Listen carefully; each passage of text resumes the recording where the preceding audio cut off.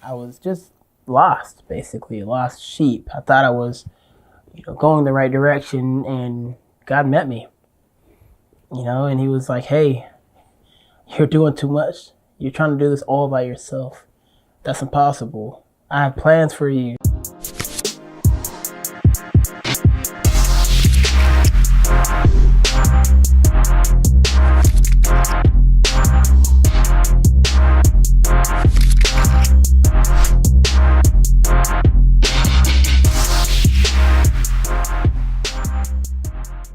So when I was a single man, a lot was going on in my life. I was trying to manage school, work, have an apartment I was trying to pay for, make my rent each month, and things were just falling behind.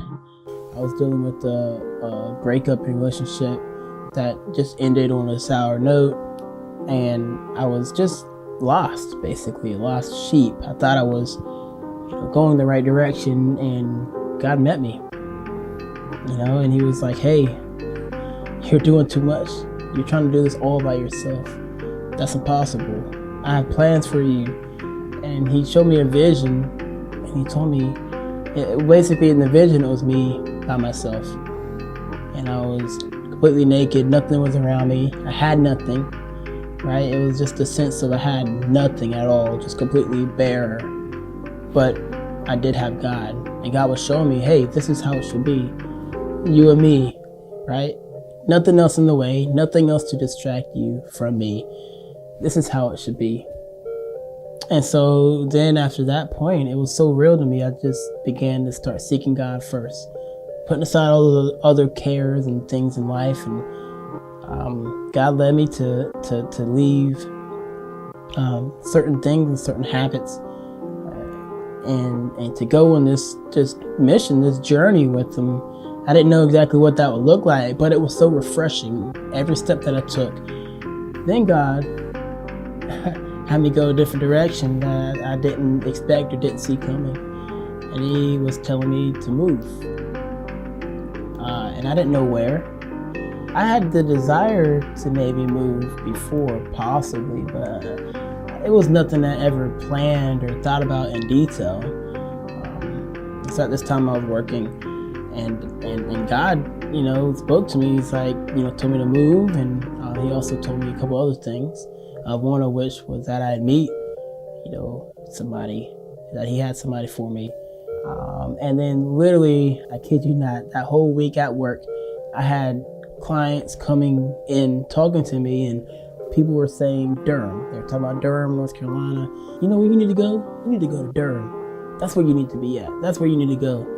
And I kid you not, the whole week, that's what I kept hearing. God was confirming it constantly. So it was just crazy how He was working it out on my behalf. And looking back now, it's like, wow. And at the time, I'm like, okay, things are going good. God, you're so great. Looking back at it, it's just interesting to see how He really orchestrated it all.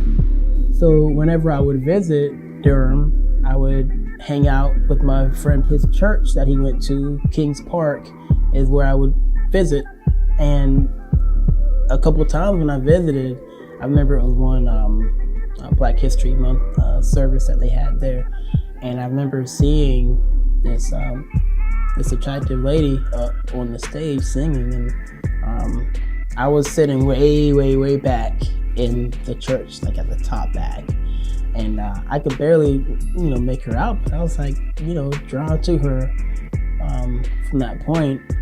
And so then I started asking about her.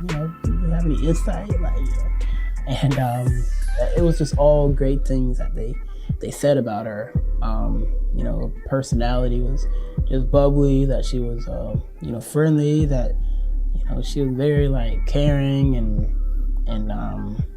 just a great girl. Of course, men, we don't really talk too much in detail about certain specifics. We just say vague stuff like, yeah, she's cool, but we understand each other and what we're saying. We can vibe off each other and know exactly what's happening. But anyway, long story short, there, God then began to place me in certain situations, and I just so happened to be a part of a life group, and the life group was actually led by one of her best friends. He was like, she probably will show up to one of these life groups this semester.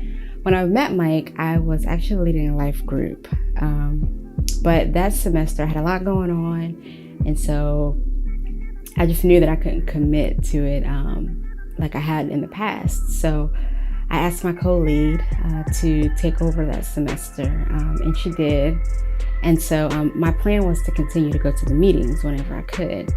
But, you know, as life happens, like, I just could not get to a meeting. I kept trying, but things would come up and I just couldn't get to a meeting. So finally, there was one time she had a potluck. And so it's like, okay, don't have anything on the schedule. I am going to go to this meeting. So I went, I came a little early to help set up things, and I remember being then in her kitchen, setting up, and the door opened, and Mike's best friend walked in, and Mike was behind him, like, oh, okay, it's a new guy, yeah. And, you know, I just continued going on, you know, with my business, doing what I was doing. We roll up to the meeting, that's their car right there, and I'm like, oh, my heart sank. You know, it was, you know, a little scary for me, you know, because I had been seeing her, I've been watching her from distance, and this is a chance I get to actually be up close and maybe communicate with her. So, you know, the life group was great. I walked in, I saw her, and, you know, I was playing it chill the whole night. You know, I didn't want to say too much. I didn't want to sound dumb. You know, like, I want to just be that cool guy that would, you know, talk about certain things but not say too much. I was laid back. Of course, she wasn't really paying much mind then, but it wasn't love at first sight for me, sorry to say. Mike, I think I wasn't really in that mindset anyway. I was dating somebody else at the time and really investing myself in that. And so, you know, I noticed Mike, but I wasn't really, you know, he didn't cross my mind in that way at all. And so I remember the night went on, and we kind of all sat around and talked and got to know each other. And I remember throughout the time, like, I was like, oh, he seems like a, you know, really nice guy. You know, he seems like he has a good head on his shoulders. But that was the only time I had seen him. And so it was a Saturday night, and I was like, tomorrow is the day. Sunday, I'm going to somehow cross paths with her. I'm going to bump into her, and then we're going to just start talking. It's going to be great. And, you know, then we're going to just date, and then we're going to, you know, possibly get married. Like, it's going to be great. Like, this, you know, she's the one type of feel.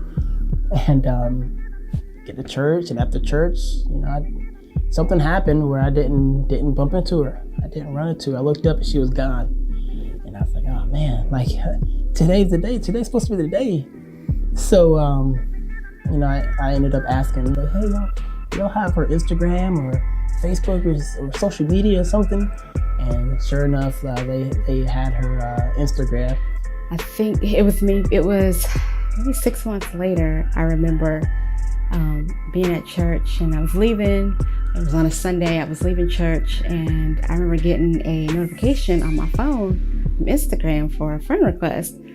And so I looked at it, and I didn't recognize this person. I'm like, who is this? Who's this guy? I don't think I know him. So as I looked a little bit more and I went on his page, I was like, oh yeah, that's that one guy, Mike. Yeah, I remember him from the potluck. And I slid in the DMs, or I messaged her on Instagram, and that's where it started. I mean, we started with conversation. She was friendly. She was open to discussion. And, you know, I really was pursuing her from then on, and yeah, it was just interesting how just that feeling that I got, and I just knew, you know. And then it came back to me that God had told me that I was going to meet somebody, meet a lady when I move up there. So it was just interesting how He brought it all back together there for me.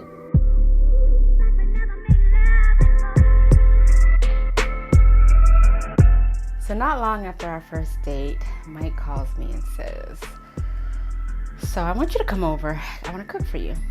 I was like, okay, sounds cool. So get over to his place, and he cooks me chicken Alfredo. I think I undercooked the chicken. if I could go back, I would have cooked the chicken better because I didn't realize how great of a cook she was. So.